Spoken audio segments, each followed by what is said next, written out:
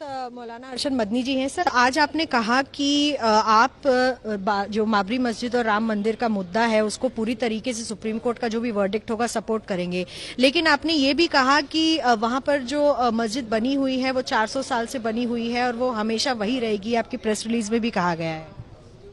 हाँ, ये हमारा एक मजहबी नियम है कि मस्जिद जिस जगह है वहाँ मस्जिद ही रहेगी। मसले की बुनियाद इसके ऊपर है कि आया ये मस्जिद मंदिर तोड़कर बनी है या मंदिर तोड़कर नहीं, ये एक आम जगह के ऊपर मस्जिद को बनाया गया है। हमने उसके लिए सबूत और कानून को पेश किया है। मान लीजिए अगर हमारे उन सबूतों को सुप्रीम कोर्ट सबूत सही नहीं समझता है और फैसला उसके खिलाफ देता है, इसका मतलब ये है कि हमारा ये मानना कि वहाँ मस्जिद हमेशा से है सुप्रीम कोर्ट इसको तस्लीम नहीं करता, तो हमने कहा कि जो भी फैसला वो करेगा वो हमारे मुल्क की आखिरी अदालत है, सबसे बड़ी अदालत है। मुल्क हमारा है, अदालत हमारी है, कानून हमारा है, वो जो फैसला करेगा हम उसका एहतराम करेंगे। लेकिन मौलाना साहब अब ये भी कह रहे हैं कि फैसला जो होना चाहिए वो आस्था पर नहीं होना चाहिए, न्याय और कानून पर होना चाहिए। दिल की ख्वाहिश है, हम ये चाहते हैं कि सुप्रीम कोर्ट आस्था की जगह नहीं है। सुप्रीम कोर्ट तो कानून की जगह है, वहाँ जो काम होता है कानून की बुनियाद पर होता है।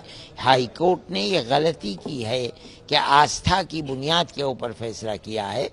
हमारी ये उम्मीद है सुप्रीम कोर्ट से कि वो आस्था की बुनियाद पर नहीं, वो कह भी चुका है पहले कि ये कानून की जगह है, यहाँ कानून के मुताबिक फैसला होगा।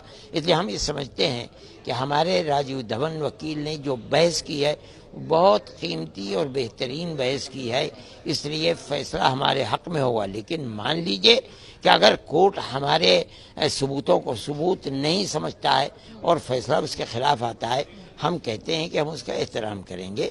लेकिन हम जनता से ये कहते हैं कि मुसलमान हो कि हिंदू हो, वो ऐसा माहौल न पैदा करें जिससे किसी दूसरे फरीक को तकलीफ पहुँचे, बल्कि हर सूरत में वो ऐसा ही बयान दें, ऐसा ही मामला करें, ऐसा ही रहन सहन बनाएं जिसके अंदर प्यार और मोहब्बत हो, नफरत और मुखालफत ना हो। आपके साथ साथ आरएसएस से मोहन भागवत जी की भी मुलाकात हुई, क्या कुछ निकल कर आया उस मुलाकात में?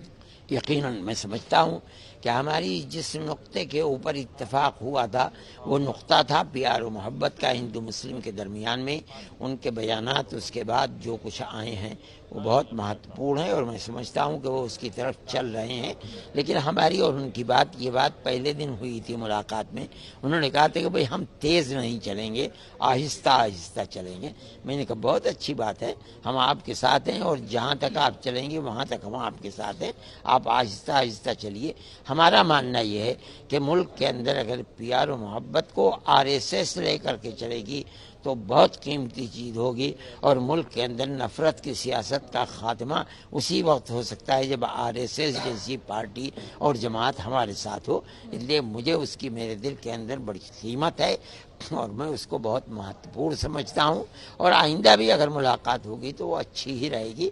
उनके बयानात भी इस सिलसिले के अंदर जो आए हैं, हम ये समझते हैं कि वो एक इनकलाब है मुल्क के अंदर और इनकलाब अच्छे रुख के ऊपर चल रहा है और पैदा होगा इंशाअल्लाह। ऐसा कुछ लोग कहते हैं कि हमेशा चैन और अमन की जो अपेक्षा की जाती है वो मुस्लिम पक्ष से ही क्यों की जाती है, क्या कहेंगे इस पर? जब आरएसएस के मोहन भागवत जी कह रहे तो फिर ये बात कौन कह सकता है? मैं समझता हूँ कि अब हिंदू और मुसलमानों की तरफ से, दोनों की तरफ से मिलजुल कर ये बात आ रही है, तो अल्लाह ऊपर वाला अगर चाहेगा तो हम इसमें कामयाब होंगे। अमित शाह के एनआरसी के बयान से क्यों नाराज हैं आप? इसलिए कि उसके अंदर फिरका परस्ती की बू आती है। उन्हें जो बात हिंदू के लिए वो कह रहे हैं वो हर हिंदुस्तानी के लिए कहना चाहिए, मजहब से ऊपर उठ करके। लेकिन वो सब के लिए कह रहे हैं और जानबूझकर मुसलमान को उससे निकाल रहे हैं। मैं ये समझता हूँ कि जो उन्होंने हलफ लिया था पार्लियामेंट के मेंबर होने के बाद, ये उस हलफ के खिलाफ है। ये हिंदुस्तान के दस्तूर की मुवाफकत नहीं है बल्कि उसकी मुखालफत है। मॉब लिंचिंग पर भी आपने कहा कि आप कह रहे हैं कि कश्मीर से कन्याकुमारी तक देश अभी भी डर में है, सहमा हुआ है। मॉब लिंचिंग पर भी आपने बातचीत की। اس لیے کہ گورنمنٹ اس کے خلاف کوئی قانون نہیں لا رہی ہے.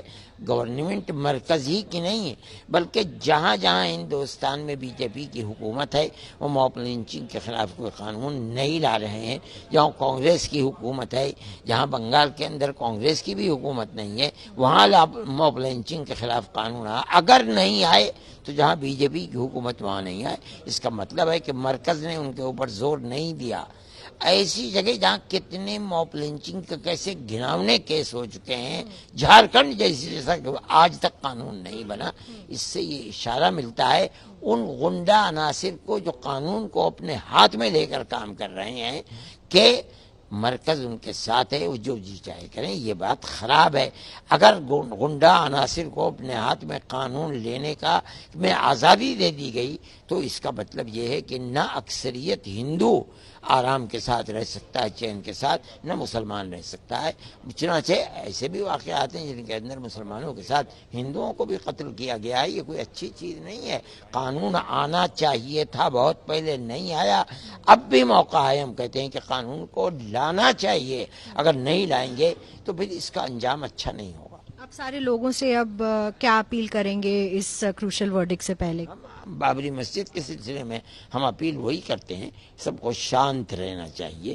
کوئی بھی فیصلہ آئے، اگر مسلم فریق کے حق میں فیصلہ آتا ہے تو ہندوؤں کو شانت رہنا چاہیے.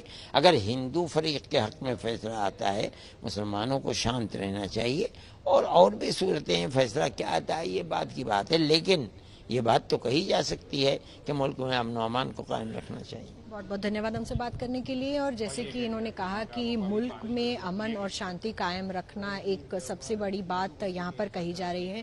دیکھا جا رہا ہے کہ RSS کے موہن بھاگوت سے بھی ان کی ملاقات ہوئی تھی جس میں یہی چیزیں سامنے آئی تھی. اور دوسری طرف یہ بھی کہا جا رہا ہے کہ NRC کو لے کر امت شاہ کے بیان سے ابھی جماعت الہند تھوڑا ناراض ہے، لیکن اس پر BJP کا کیا کہنا ہے وہاں سے بیان ابھی سامنے نہیں آیا ہے. لیکن بابری مسجد کا جو مدعا ہے اس کو لے کر جماعت الہند بہت اپیل کر رہی ہے لوگوں سے کہ شانتی اور امن بنائے رکھنے کی پوری کوشش پورے دیش میں ہونی چاہیے. ہمانشو کے ساتھ ملن شرما.